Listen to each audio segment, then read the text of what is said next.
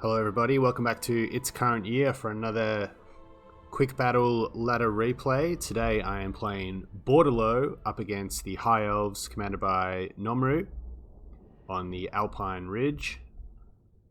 Once we load in, we will get a look at the armies. Have a look. So we'll head over to Nomru's forces. He's deployed in a pretty tight formation here.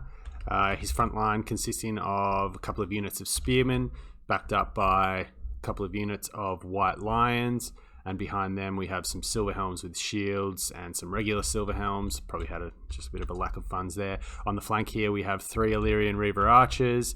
He has taken a Lawmaster of Hoeth with Spirit Leech and Earthblood for some direct damage and character sniping and some heals. And leading the force today for Nomru we have Tyrion, who has taken... looks like he's stripped him down pretty much. I don't think he's taken the Heart of Avalon.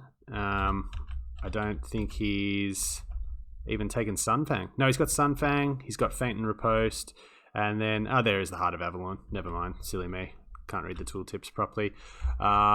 Over for my own forces on the other side of the battlefield, the forces of Bordeleaux defending the lady. We have the obligatory front line of peasant mobs to be fed into the meat grinder and provide just basically hit points, backed up by some men-at-arms. Behind them some spear men-at-arms with shields, and one in the back here, also 2 men-at-arms with polearms. I figured I just wanted my infantry to hold. I've gone with a little bit of a sort of themed build here. I've decided to take the air. I thought he might take the air, so I wanted to try and sort of be able to swamp him.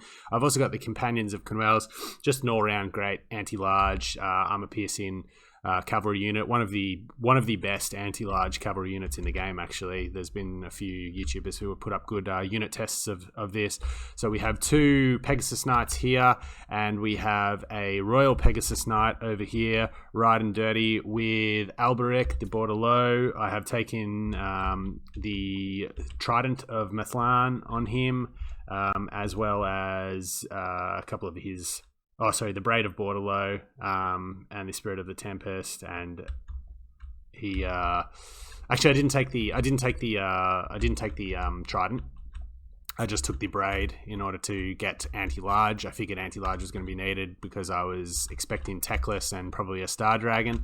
I've also got a Life Mage over here, just with Earthblood, Flesh to Stone, and the Power Stone. And over here we have 2 units of Mounted Yeoman Archers, just so I've got a presence sort of in his flanks, give him something to think about, and some extras over here. We'll get the battle underway. And you'll see, obviously, both armies rather,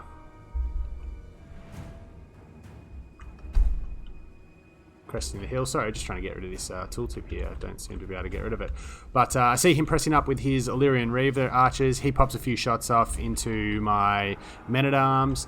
I get a few return fire. I decide to seek the Pegasus Knights. They have good armor values and bronze shields, so I figure, just push them back. Not really hoping to charge. So I do actually get the charge order here, but I quickly get back up into the air because I see the silver helms coming in, and I'm just pulling these guys to the flank. Now that I've got my front line coming up to his, and his fast cavalry has retreated somewhat, I'm bringing my fast cavalry up on the flanks. I'm bringing my Pegasus Knights basically just straight over the top in order to get rear charges. I know there's no backline of archers, and really he's conceded the air completely to me, so I can drop down here on the silver helms, get in a rear charge, and also get some damage in there, try and break them off. He does put a Spirit Leech down on these Pegasus Knights, but I do drop down into these ones who he wasn't microing here.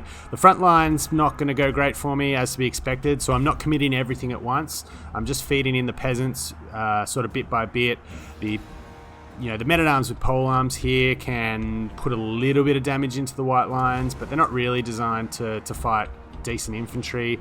Once more, the peasants getting shredded here by a Sunfang. And Alberic himself and the Royal Pegasus Knights have dropped down here, and I've put an overcasted flesh to stone down to just increase all the armor of my troops around here, make sure I can mitigate as much damage as possible as I rip some shots into the rear so the shield bonus doesn't go down. Likewise here, I'm just holding back some units. I've put the Companions of Canals in here because he did try and break off my peasant mob with his Illyrian Reavers archers, which are decent combatants, and I'm just ripping my shots into the flanks here as my infantry do their best to hold. I've got my mounted yeoman archers, given them an order to try and chase off the Illyrian Reavers, but they have stopped and decided to shoot instead. And now I'm able to just sort of pick my fights. You know, this infantry fight over here, I'm happy to just let these White Lions sit on men-at-arms and shoot through them while I go and deal with some threats. I know his mobile threats here are more important. A nice pocket of White Lions here as well. He does actually do a good job, Nomru, of getting on my life caster, and I unfortunately do lose my life mage here. She didn't start with a great amount of Winds of Magic in this game. She unfortunately does shatter, and he picks him up, so a great pick there, even regardless of the fact that she didn't have a lot, and I had just popped the Power Stone as well, so really good pick up there. Spirit Leech going down from the Lawmaster on the Companions of Cornels, but I see Tyrion coming back, and I actually withdrew these guys out of this combat and gave them a move order to move around Tyrion to try and get the flank here. And I see Alberic, I see this, and I decide, right, this is my chance to pretty much get rid of Tyrion, to either kill him or shatter him, and strip the Heart of Avalon off. My mounted yeoman archers have pretty much had their pick of the fight here. Nomru's Illyrian Reavers are coming back, but I'm feeling good about this. I've popped all my buffs, Heroic Killing Blow, Rally down. He does have obviously his buffs up as well, but I am getting him down reasonably low. Alberic has his buffs popped, the Heroic Killing Blow. This little pocket here is looking pretty nasty for Nomru. So a lot of White Lions. He has his Lawmasters, and I don't really have any spells to be effective at blob clearing, but I am clearing up the peripheries here. I have some regrouping infantry, not that they're going to do a lot given they're peasants, but getting my Pegasus Knights out of combat, charging them into the rear. His Illyrian Reaver archers here on their last legs. His spearmen are hold in, but I'm confident that's not going to do a lot of damage to me. I have a really healthy unit of polearms here. I've got some peasants still in this fight. They've come back a few times now, but I have routed Tyrion, shattered off this unit of Illyrian Reaver archers. Alberic did get a bit of a whooping, but he managed to get away. The Companions of Canals have put a real hurt on Tyrion, and his Heart of Avalon has popped, and he's he's at his heal capacity, so he's fleeing. I'm just putting Alberic on him now to usher him off the battlefield, and I'm basically just trying to get my Pegasus Knights up here to get one last charge into the mass of infantry here. Does still have 37 White Lions here, 47 here, some Spearmen, a very healthy Lawmaster of Hoth, but at that moment, XMT Nomru calls the game, and it is a Pyrrhic victory. It would have sort of been interested to see how that fight would have turned out. He had a very healthy Lawmaster who might have had some Winds of Magic left to get a heal down. I mean, the infantry I had in there was garbage, but I did have a very healthy unit of Royal Pegasus Knights with a ton of kills. I did have not a lot of HP, but probably I think about just over half the unit models on the Companion of Cornels.